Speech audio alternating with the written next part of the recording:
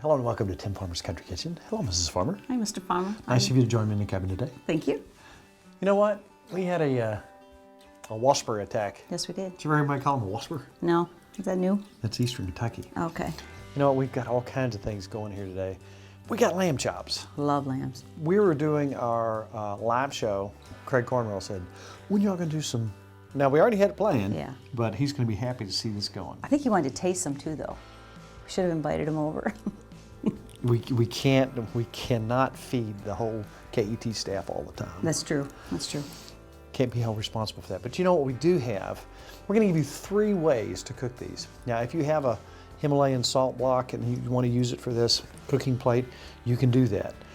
That is probably your simplest option, your absolute simplest option.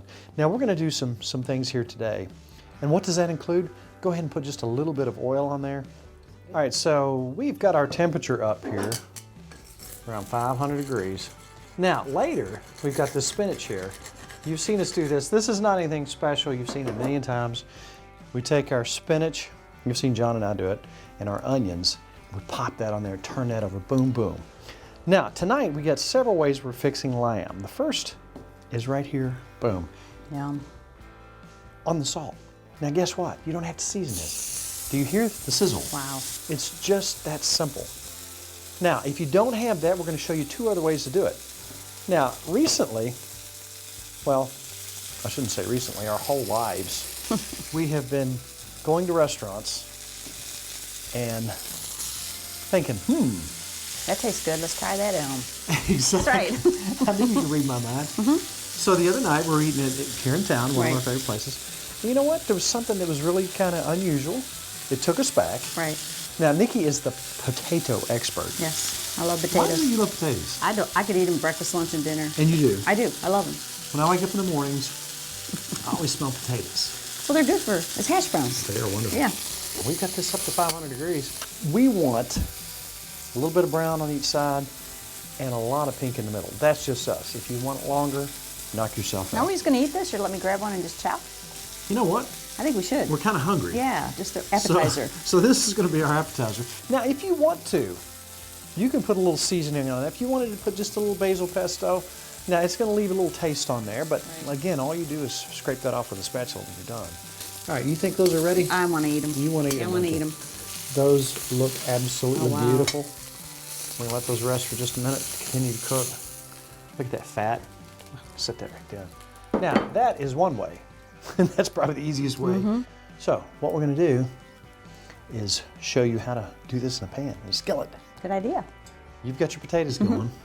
Let's take this and set it off to the side, Okay. and then we're going to show them the other way.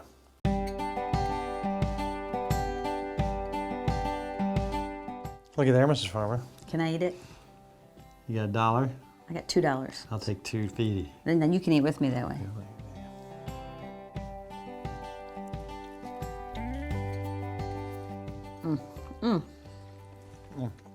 Yum. We've talked to people who've never had lamb before. There's something special about lamb. There is. If you've never had it, it does have a unique taste. There's certain things that go really well with it. A lot of people like mint. I'm a basil pesto guy. How do you make basil pesto? You say, that is a pesto. Take you a good big handful of basil. I like a little oregano on that. 3 or 4 cloves of garlic. Take you a little bit, if you want to put pine nuts, some people put some different Right. cheeses, things like that. A little Parmesan cheese is good in that. Olive oil, grind it up. You talk about fresh. Squeeze a little lemon juice on that. Put that on anything that is lamb, It's delicious. beef, whatever, chicken. These are French cut. You see the bones sticking out? Those are very easy to eat because you can pick those up. That's acceptable finger food on my. That's right. If it's made like that, to me that's acceptable finger food. That's right. Now you can get that in a rack. Sometimes you can cut them thin or a little bit thicker if you Right. like them. Something I like to do on lamb: salt, garlic, and pepper. Same thing good. you would put on a steak. So this is all easy, all simple stuff. Now, we are expanding the farm. We're raising our own stuff. We understand where our food comes from. A lot of people are so separated from farm life. You know, oh, how could you eat that precious thing? That's food. Right. Now, if you'd like to look at recipes that we've had in the past, let's go ahead and tell them about our Facebook page. check out our Facebook page and like it. Also, check out TimFarmersCountryKitchen.com. All the stuff that we've got over the years and the stuff that we're adding constantly, you can check this out. And we have people all over the world who are following us and doing stuff on small. I had a guy from Louisiana the other day. He said, I've got 3/4 of an acre.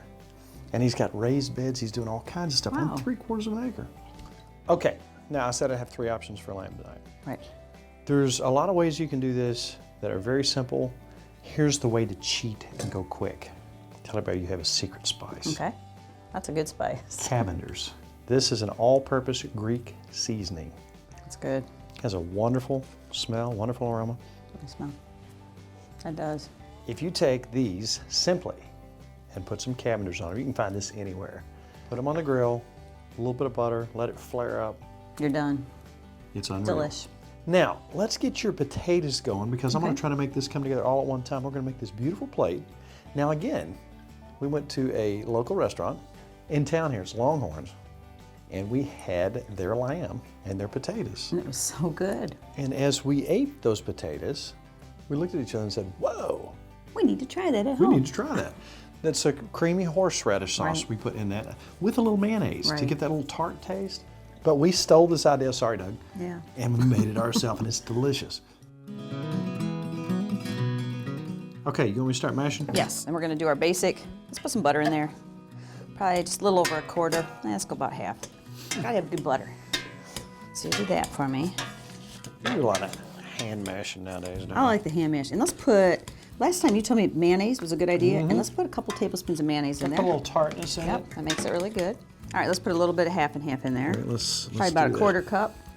So you're getting it creamy here for us. That just took about half the calories away when you It put did, it did. I'm gonna give you a little basil, because Okay. that just makes it good.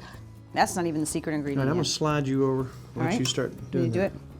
So, 3 big potatoes. So That's we're right. 1, 2, is that about right? Mm-hmm. 1 more. Did you tell them what that magic ingredient was?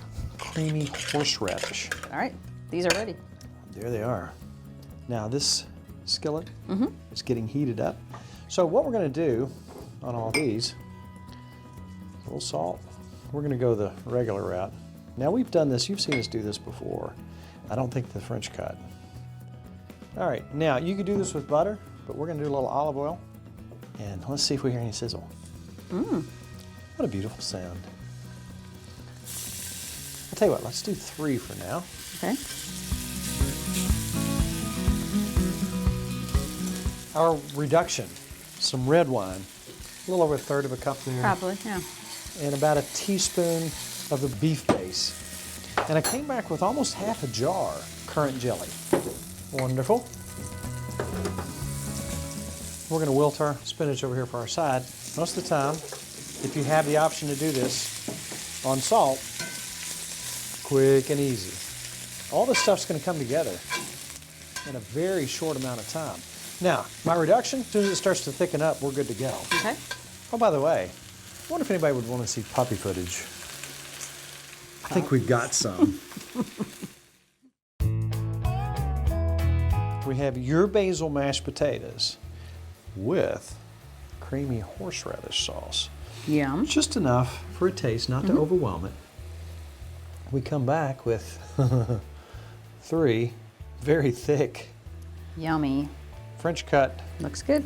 lamb chops. Now, a lot of people would really be careful and they'd only have a little bit of this, but This is so good.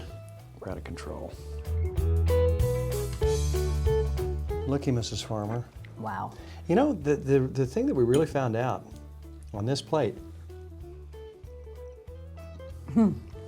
that's different is the mashed potatoes. You love that nut sauce, don't you? I do. But the horseradish, Great idea. Whoever thought of that. here's the fun part. Give me a little one. Delicious. So we have all kinds of protectors. We have all kinds of critters, and we have fun watching them in the evening. Right. Sometimes we'll take a chair in the field and just watch them. Entertainment. Entertainment. Watch the babies bounce. Well, go out with us and let's get entertained.